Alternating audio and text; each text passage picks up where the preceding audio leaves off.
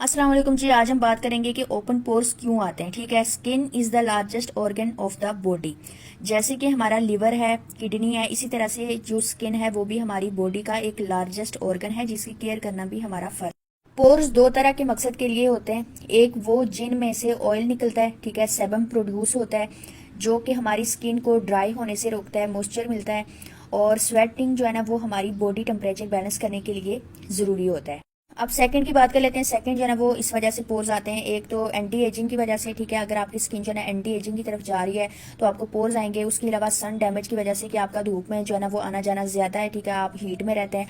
उसके बाद hair growth की वजह से कि जिस जगह से पोर्स ज्यादा हो रहे हैं वहां पे हेयर ग्रोथ भी हो रही है, ठीक है, वहां से बाल जो है ना वो निकलना शुरू हो जाते हैं, नुमाया हो जाते हैं।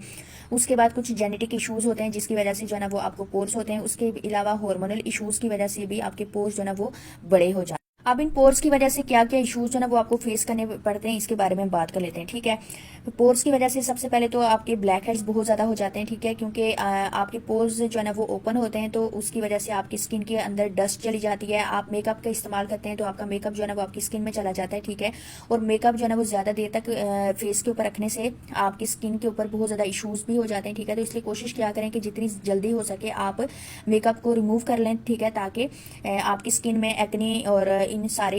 अच्छा, एक चीज आप हमेशा माइंड में रखें कि जो पोर्स होते हैं ना वो कभी भी बंद नहीं होते, क्लोज नहीं होते, लेकिन हमेशा जो है ना वो मिनिमाइज जरूर होते हैं, ठीक है। श्रिंक हो जाते हैं, मिनिमाइज होते हैं, लेकिन बंद कभी भी नहीं होते। अब यह है कि अपनी स्किन को हेल्दी रखने के लिए, नीट एंड क्लीन रखने के लिए, शाइनिंग के लिए, अपनी स्किन में ग्लो प्रोवाइड करने के लिए ये चीज़ ज़रूरी है कि आप अपनी जो डेली की रूटीन है उसमें आप फर्स्ट तो ये है कि आप फेस वॉश का इस्तेमाल करें, ठीक है। फेस वॉश है ना वो आपने 2 बार यूज़ करना होता है, मॉर्निंग और इवनिंग में, ठीक है।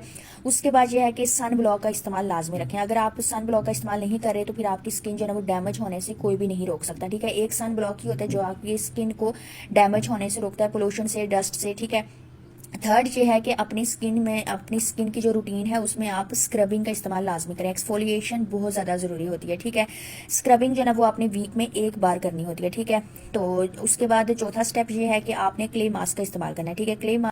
स्क्रबिंग और क्ले मास्क का जो डे एंड टाइम है वो आप अलग अलग रखें, ठीक है, ताकि एक ही टाइम में यूज ना करें, क्योंकि अगर आप एक ही टाइम में क्ले मास्क और स्क्रब को यूज करेंगे तो आपकी स्किन जो है ना वो ड्राई हो जाएगी, ठीक है। उसके अलावा पांचवा स्टेप जो है ना वो ये होता है कि आपने अपनी स्किन को मॉइस्चर रखना होता है, ठीक है। मॉइस्चराइजिंग की भी आपकी स्किन को बहुत ज्यादा जरूरत होती है, चाहे आपकी स्किन ड्राई है, नॉर्मल है, ऑयली है, कम्बिनेशन है या सेंसिटिव है, ठीक है।